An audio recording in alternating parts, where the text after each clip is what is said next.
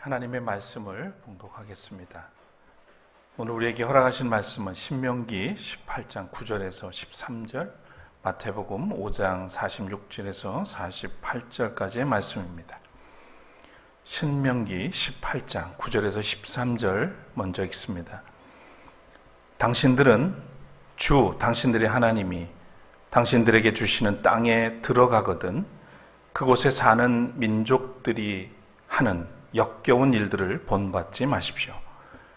당신들 가운데서 자기 아들이나 딸을 불 가운데로 지나가게 하는 사람과 점쟁이와 복술가와 요술객과 무당과 주문을 외우는 사람과 귀신을 불러 물어보는 사람과 박수와 혼백에게 물어보는 사람이 있어서는 안 됩니다. 이런 일을 하는 사람은 모두 주님께서 미워하십니다. 주 당신들의 하나님은 이런 역겨운 일 때문에 당신들 앞에서 그들을 몰아내시는 것입니다. 당신들은 주 당신들의 하나님 앞에서 완전해야 합니다. 마태복음 5장 46절에서 48절입니다. 너희를 사랑하는 사람만 너희가 사랑하면 무슨 상을 받겠느냐? 세리도 그만큼은 하지 않느냐? 또 너희가 너희 형제 자매들에게만 인사를 하면서 지내면 남보다 나을 것이 무엇이냐? 이방 사람들도 그만큼은 하지 않느냐? 그러므로 하늘에 계신 너희 아버지께서 완전하신 것 같이 너희도 완전하여라. 이는 하나님의 말씀입니다.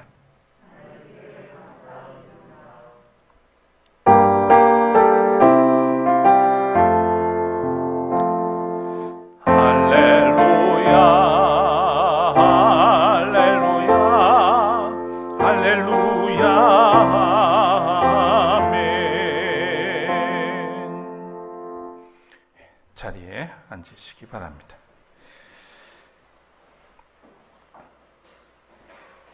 마을마다 축제가 한창입니다. 숨죽이며 지냈던 시간을 뒤로 하고 이젠 다시 어우러짐과 즐거움을 찾아 발걸음을 옮기는 사람들의 상기된 모습이 보기 좋습니다. 어느덧 초록빛 자연이 지쳐가는 듯 보입니다. 단풍으로 물들일 채비를 하고 있죠. 그러고 보니 올해도 훌쩍 지나서 10주 정도 남았습니다. 살짝 조급한 마음이 들지만 서두르기보다는 차분하게 가을길을 걸으면서 스스로 지나온 삶을 보듬어 주는 것도 낭만이 아닐까 싶습니다. 오늘도 예배에 함께 하시는 또 성도님들 그리고 온라인으로 참여하는 모든 분들에게 우리 주님의 위로와 평화가 임하기를 빕니다. 오늘은 온전하라라고 하는 그런 제목으로 말씀을 나누겠습니다. 찬양 드리겠습니다.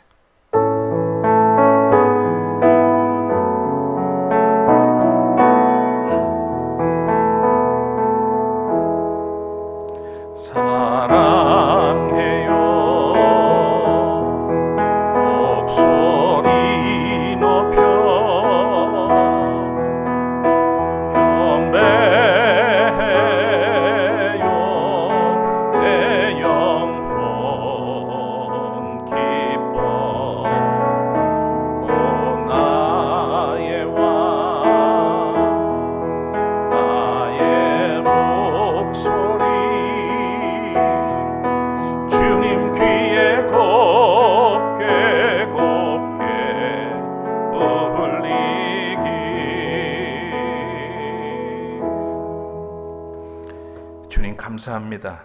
우리를 예배자로 삼아주시고 이 시간 성령께서 함께 하셔서 거룩한 마음으로 겸손한 모습으로 예배드릴 수 있도록 인도하심을 감사합니다. 이 시간 주님 말씀 앞에 우리를 불러주셨습니다. 허락하신 말씀을 통해서 주님의 뜻을 깨닫게 하시고 오늘 우리가 걸어야 할 길을, 가야 할 방향을 분명히 깨달을 수 있는 시간이 되도록 인도하여 주옵소서. 부족한 종에게도 은총을 덧입혀 주시옵소서. 오직 주의 뜻이 이곳에서 이루어지기를 원합니다. 감사드리며 예수 그리스도의 이름으로 기도드립니다. 아멘. 세상에는 보다 더 나은 삶, 더 많은 것을 소유하는 삶을 추구하는 사람들이 있습니다.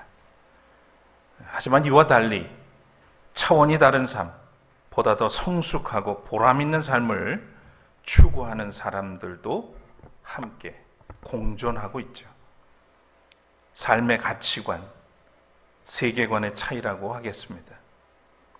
출세와 성공, 더 많은 소유를 위한 경쟁과 다툼을 멈추지 않습니다. 이런 사람들의 특징은 겉은 멀쩡해 보이지만 내면은 남루합니다. 마음이 깨지고 상한 질그릇과 같죠. 어렴풋이 형태와 조각은 남았지만 기능을 상실한 사람들, 삶의 의미를 찾아보려 애를 써보지만 세상은 녹록지 않습니다. 미국의 작가이자 교육자이기도 한 파커 팔머는 온전한 삶으로의 여행이라는 책에서 레너드 코헨의 시를 들어서 우리가 살아가는 세상을 거센 눈보라가 휘몰아치는 곳으로 묘사를 했습니다. 세상의 거센 눈보라가 문턱까지 넘어와 뒤집어 엎네. 영혼의 질서를. 이렇게 쓴 레너드 코헨의 말을 들어서 세상에 대해서 진단을 한 것이죠. 눈 구경하기 어려운 부산 사람들에게는 낯선 풍경이기는 하지만 작가는 현대인들이 여러 종류의 그런 거센 눈보라 속에서 살고 있다고 진단을 했습니다. 눈보라는 경제적인 불평등, 생태계 파괴, 육체적, 정신적 폭력, 여러 가지 전쟁들로 나타나 우리 주변을 휘돈다. 또 두려움과 격분, 탐욕과 교활함, 그리고 다른 이들의 고통에 대한 무관심으로 나타나 우리 내면을 휘돈다. 우리는 그러한 광기에 사로잡혀 도덕성, 인간성마저 잃어버린 채 방황하다가 자신의 영혼과 분리된 이들의 이야기를 너무도 많이 알고 있다. 책에 쓴 내용을 읽어드렸습니다. 여기 자신의 영혼과 분리된 채 살아가는 사람들, 눈보라 속에서 길을 잃은 사람처럼 두려움을 안고 살아가는 이들이 오늘 이 시대에 존재한다는 것이죠. 우리도 예외는 아닐 겁니다. 어떤 이는 지금 이 순간 집으로 가는 길을 찾고 있고, 또 어떤 이는 길을 잃었다는 사실조차 깨닫지 못한 채 여전히 방황하고 있을 겁니다. 그리고 또 어떤 이는 휘몰아치는 눈보라를 이용해서 이익을 얻으려고 혼란 속을 헤매기도 할 겁니다. 그래서 작가는 세상의 거센 눈보라가 영혼의 질서를 뒤엎는다는 이 시인의 주장을 받아들이기 쉽고, 또 사람의 중심인 영혼이 우리의 삶을 이끌 힘을 모두 잃었다고 믿기 쉽다, 이렇게 썼습니다.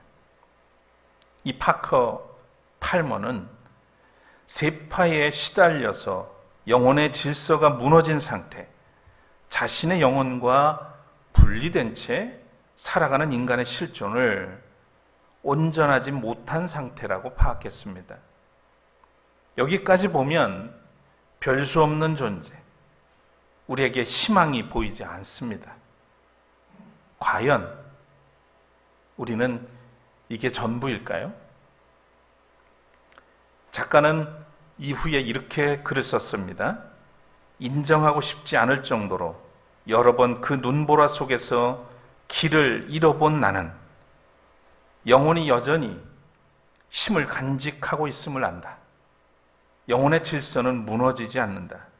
영혼의 질서가 거센 눈보라에 휩싸여 보이지 않을지라도 영혼은 영혼의 안내자가 바로 우리 곁에 있음을 잊거나 부인할지라도 우리는 여전히 뒤뜰에서 다시 길을 찾을 수 있다. 그는 우리가 눈보라 속에서도 길을 잃지 않고 안전하게 집으로 돌아갈 수 있도록 이어주는 무엇인가가 우리에게 주어져 있다는 희망의 메시지를 전해주고 있습니다. 세상 속에 살아가는 우리도 여기 어디쯤 자신의 영혼과 분리된 채 영혼의 질서가 무너진 채로 불안과 두려움, 그 언저리에 서성이고 있을지도 모릅니다. 오늘 영혼의 안내자를 만나서 영혼의 질서가 바로 서고 온전한 삶으로 회복되기를 축복합니다. 독일 베를린에서 멀지 않은 곳에 비텐베르그라고 하는 작은 도시가 있습니다. 16세기 독일 종교개혁 운동의 발상지라고도 할 수 있겠습니다. 도시 한복판에 사진에서 보는 것처럼 시청 광장이 있고 이 시청 광장에는 두 개의 동상이 나란히 서 있습니다. 그리고 여기서 한 100여 미터, 200m쯤 되겠네요. 200m 떨어진 곳에는 슐로스킬셰라고 성안교회가 있습니다. 그 예배당 안에는 또 두 개의 무덤이 나란히 놓여 있습니다. 이 중 한 사람이 마틴 루터이고요. 다른 한 사람은 마틴 루터의 절친이자 동지이기도 한 필립 멜랑톤입니다. 이들의 몸집이 또 생김새가 보시다시피 많이 다릅니다. 루터는 저처럼 덩치가 좀 크고요. 기질이 외형적이었습니다. 그리고 열정은 있었지만 또 겁도 많은 사람이었습니다. 그러나 이와 대조적으로 멜랑히톤은 보시다시피 왜소하고 조용하고 침착합니다. 그리고 이성적이죠. 그렇지만 마틴 루터에게 없는 아주 강직함이, 강인함이 있었습니다. 좋게 말해서 그렇죠. 이렇게 딱 보면 느껴지는 거 있죠. 좀 깐깐함이 느껴지지 않습니까? 웬만해서는 호락호락 가까이 넘어갈 사람이 아닙니다.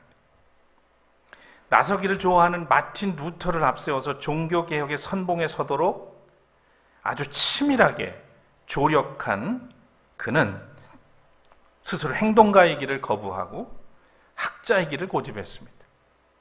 또 그는 독일 종교개혁의 소용돌이 속에서도 줄곧 수도사처럼 살았다고 그래요.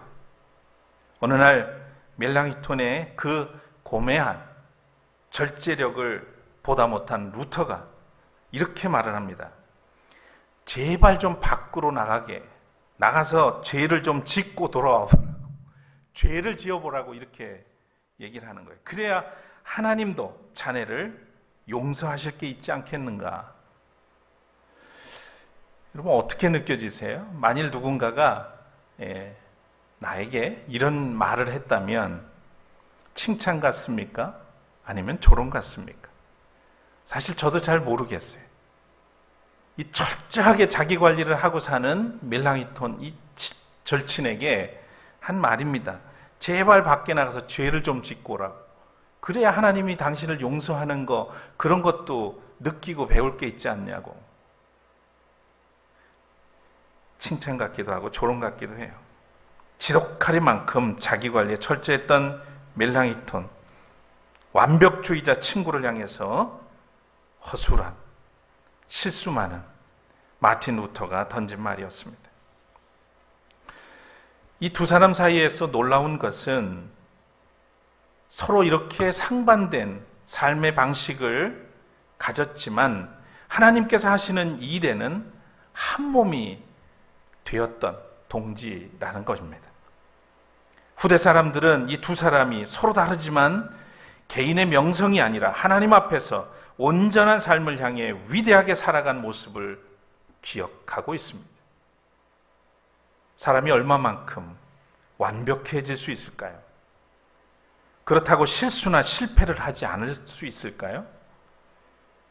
사람이 완벽할 수 없다는 것을 우리는 잘 압니다. 아무리 철저하게 자기를 관리한다 할지라도 빈틈이 있기 마련이고 말의 실수가 있기 마련이고 행동의 실수가 있기 마련이에요. 그래서 우리는 사람이 너무 완벽하면 재미가 없어 라고 말하면서 위안을 삼기도 하죠. 그저 생긴 대로 허술한 대로 살면 좋겠는데 우리를 지으신 하나님은 여기에 동조하지 않습니다. 하나님은 백성들이 그의 자녀들이 온전하기를 원하세요. 그래서 레위기 11장 45절에 내가 거룩하니 너희도 거룩하게 되어야 된다 이렇게 말씀하십니다. 예수님은 오늘 본문에서 본 것처럼 하늘에 계신 너희 아버지께서 완전하신 것 같이 너희도 완전하여라 라고 가르치셨습니다. 세번역 성서에는 완전이라고 번역이 됐고요. 개역개정 성경에는 온전이라고 번역이 되어 있습니다. 완전과 온전이 같은가요? 우리말로 보면 조금은 달라요. 완전이라는 말은 모자람이나 흠이 없다는 뜻이 될 것이고요. 또 온전이라고 하는 말은 잘못된 것이 없이 바르고 옳다라고 하는 뜻이 됩니다. 근데 성서에서는 번역한 것을 봤을 때 이 완전과 온전을 명확하게 구분지어서 번역하지 않았어요. 그래서 왜 그럴까? 그리고 원어를 찾아보니까 신약 성서에서는 온전이라고 하는 말이 텔레이오스라는 말이 쓰였는데 이 텔로스라고 하는 끝 또는 목표라고 하는 뜻을 가진 텔로스에서 유래가 됐고요. 완벽한, 완전한 이런 뜻이 있습니다. 또 히브리어에서는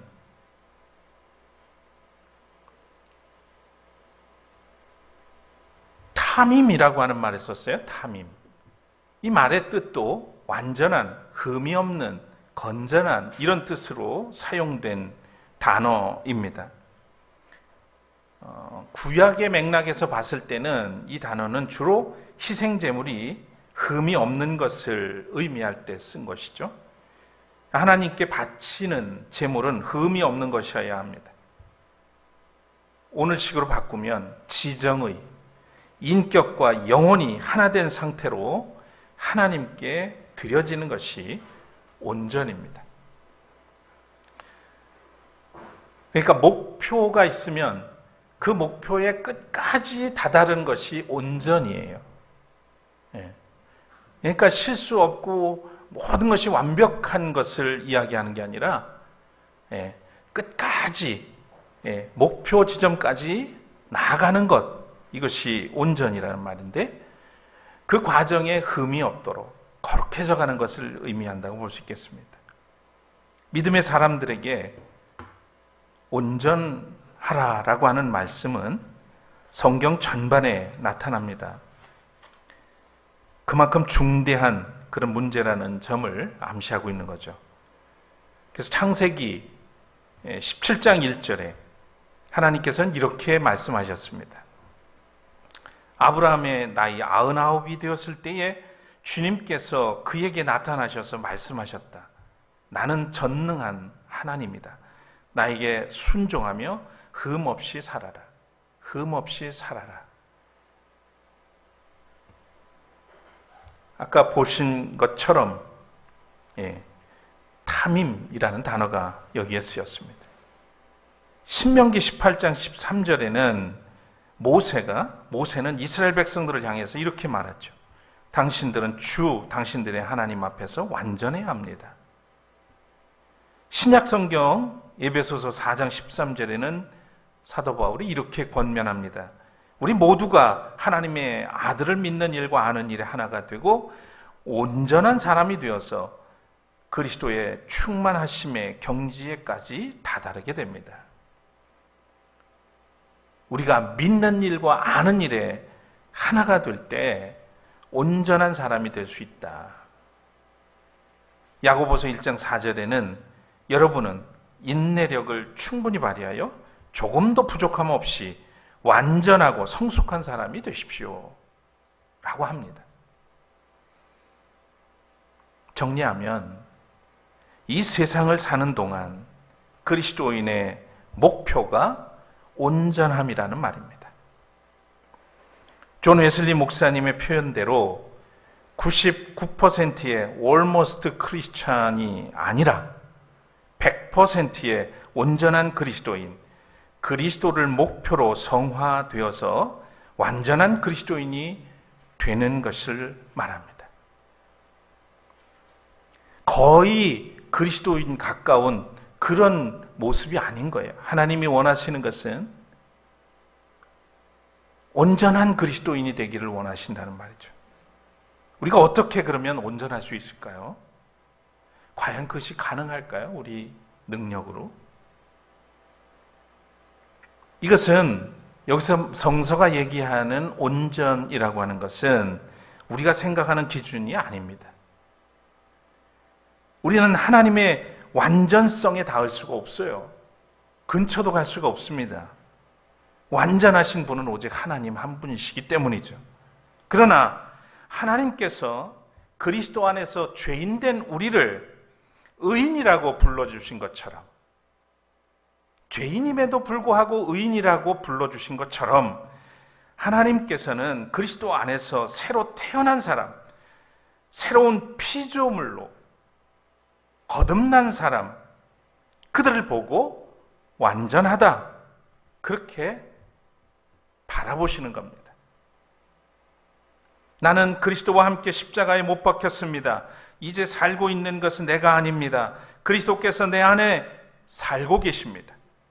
내가 지금 육신 안에서 살고 있는 삶은 나를 사랑하셔서 나를 위하여 자기 몸을 내어주신 하나님의 아들을 믿는 믿음 안에서 살아가는 것입니다. 갈라디아서 2장 20절에 고백했던 바울처럼 삶으로, 이 고백을 하고 삶으로 살아가는 사람을 하나님은 온전하다 여겨 주시는 겁니다. 사람으로서 완전하라는 말씀은 하나님께서 그리스도의 십자가와 부활을 통해서 베푸신 은혜를 온전히 받아들이고 옛사람을 벗어나서 그리스도 안에서 새로운 피조물로 살아가는 겁니다. 그리고 성령의 인도를 따라서 예수 그리스도를 닮아가는 것이죠. 다시 오늘 본문의 말씀을 돌아가 봅니다. 그러므로 하늘에 계신 너희 아버지께서 완전하신 것 같이 너희도 완전하라 하신 이 주님의 말씀은 산상수훈 전체의 결론이라고 할 수 있겠습니다. 접속사 그러므로가 결론을 나타내는 그런 접속사 아니겠습니까?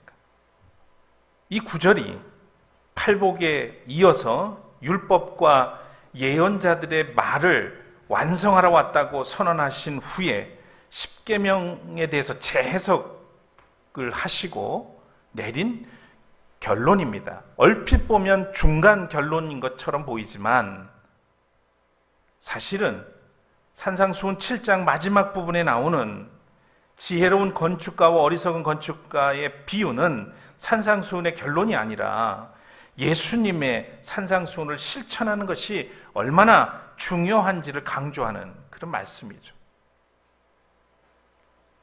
그래서 산상수훈에서 주님이 하고자 하셨던 말씀은 하나님이 아버지가 완전하신 것처럼 너희도 완전하라. 아버지가 거룩하신 것처럼 너희도 거룩하라. 온전을 향해서 가라는 그런 말씀인 것이죠. 주님은 우리가 하나님의 사랑 안에서 이웃 사랑으로 그리스도인의 완전에 이르기를 원하십니다. 사랑으로 완전에 이르라. 이 말씀이 원수를 사랑하라는 말씀 끝에 나온 내용이란 말이에요. 구약 본문인 신명기 18장은 모세가 광야 생활에서 태어난 출애굽 2세대를 향해서 여호수아와 함께 가나안 땅에 정착한 후에 원주민들의 역겨운 일들을 본받지 말 것을 촉구한 말씀입니다. 그들의 역겨운 일들이 뭘까요? 모세는 이렇게 말했습니다. 당신들 가운데서 자기 아들이나 딸을 불 가운데로 지나가게 하는 사람과 점쟁이와 복술가와 요술객과 무당과 주문을 외운 사람과 귀신을 불러 물어보는 사람과 박수와 혼백에게 물어보는 사람이 있어서는 안 됩니다. 모세는 이런 일이 왜 안 된다고 했습니까? 12절에는 이런 일을 하는 사람은 주님이 미워하신다 이렇게 표현했고요. 또 14절에는 하나님은 이런 것들을 용납하지 않는다고 했습니다. 용납하지 않는다. 이런 역겨운 일들이 백성들로 하여금 하나님을 대적하게 하고 또 의심하게 하고 불안하게 해서 영혼의 질서를 무너뜨리고 분리시키기 때문이죠. 그래서 금하신 겁니다. 이런 것들일수록 사람의 약한 점, 아주 취약한 점들을 건드립니다. 그래서 마음을 쏠깃하게 만들어요.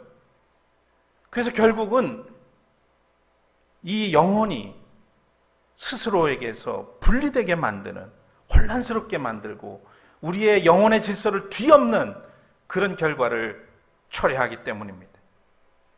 그래서 모세는 다시 강조했습니다. 당신들은 당신들의 하나님 앞에서 완전해야 합니다. 좀 부담스럽죠?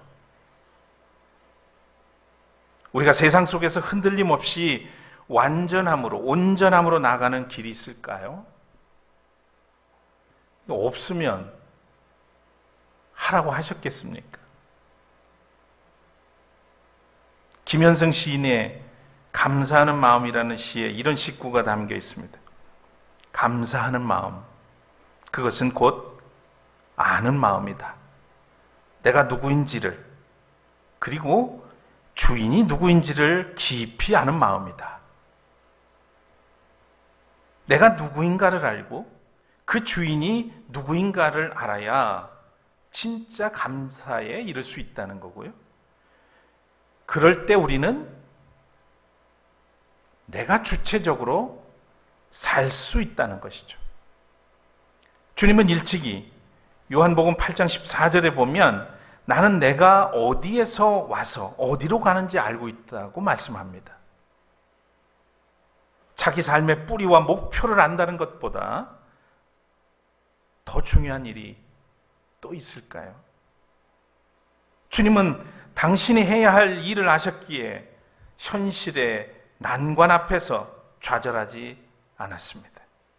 가야 할 곳을 아셨기에 집착하지 않았어요. 자유하셨습니다. 그러나 아버지의 뜻을 따라 일하시고 호련히 십자가의 길을 걸어가셨습니다. 우리는 여전히 가시적이고 물질적인 것으로 자기의 삶의 안전을 확보하기 위해서 얼마나 안간힘을 다하며 살아가는지 모릅니다. 현금, 예금, 통장, 보험, 땅이나 집문서가 우리 삶의 불안을 없애줄 거라고 철석까지 믿죠.